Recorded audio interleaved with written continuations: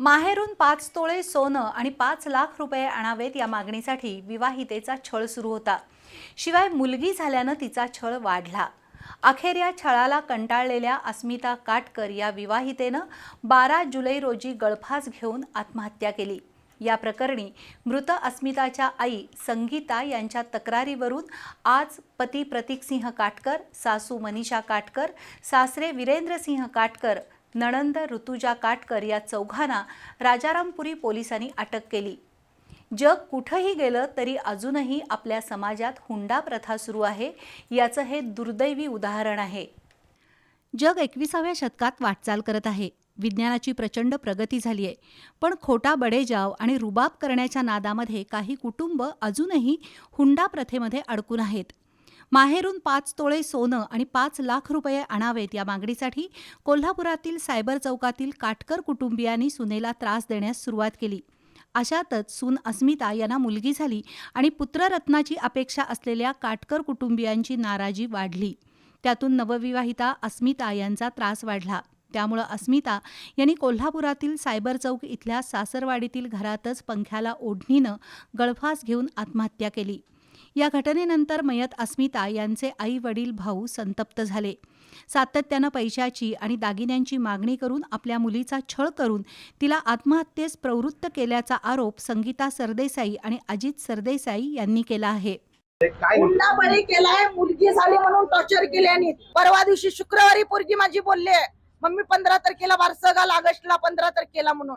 बारशाचा खर्च बी माझ्याकडेच अधिक महिना करून घेतल्याने, डिलिव्हरीला एवढे पैसे देऊन सुद्धा अधिक महिना करून घेतल्याने, पाळणा 52,000चा पाळणा घेतल्याने। मम्मी आम्ही 96 कुळी आहे, आपण नांदून दाखवणार, तुमच्या इज्जतीसाठी नांदून दाखवणार, आणि जास्त त्रास व्हायला लागला तर मम्मी मी आत्महत्या करणार नाही, तुझ्या डोक्याची शपथ आहे। तुला ज्या क्षणी फोन केला त्या क्षणी येऊन मला घेऊन जा म्हणून सांगत। माझं सगळं दागिनं ठेवून माझ्या पोरगीची हाऊस केली का या घरात सुखी राहू दे पोरगी म्हणून, आणि हिने मारून टाकल्याने माझ्या पोरीला। माझ्या मुलगीने आत्महत्या केलेली नाही आहे, तिचा हत्या झाली आहे एवढं मला सांगायचं आहे। आणि तिला लग्नाच्या दुसऱ्या-तिसऱ्या महिन्यापासूनच छळ चालू होता, पण ती घरातली त्यांची जरा माणसं जरा नाराज होती, कारण त्यांनी सगळे मुलांचे कपडे अगोदरच घेऊन ठेवले होते। मुलगा पाहिजे होता, 4 दिवसापूर्वीच झालं होतं। बरी बोलली ती आमच्याबरोबर।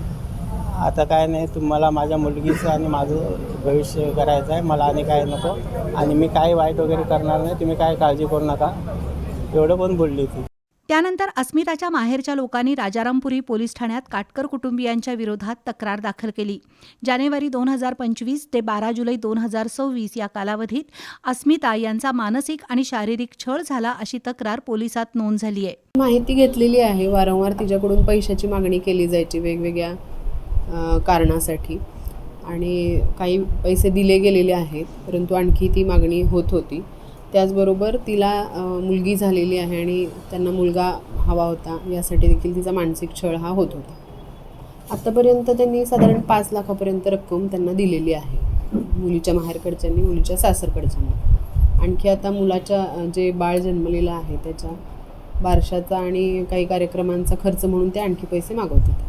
हुंड्याच्या मागणीवरून अस्मिताचा मृत्यू झाला। या तक्रारीनंतर पोलिसांनी प्रतीकसिंह काटकर, मनीषा काटकर, वीरेंद्रसिंह काटकर, ऋतुजा काटकर यांना अटक केली आहे। दरम्यान आज दुपारी 4 वाजण्याच्या सुमारास अस्मिता काटकर यांचा मृतदेह माहेरच्या मंडळींच्या ताब्यात देण्यात आला। सुरुवातीला अस्मिता यांचा मृतदेह सायबर चौकातील काटकर यांच्या घरी आणण्यात आला। यावेळी कोणताही गोंधळ किंवा दंगा होऊ नये यासाठी पोलिसांनी चोख बंदोबस्त ठेवला होता। संध्याकाळी शोकाकुल वातावरणात पंचगंगा स्मशानभूमीत अस्मिता यांच्या मृतदेहावर अंत्यसंस्कार झाले।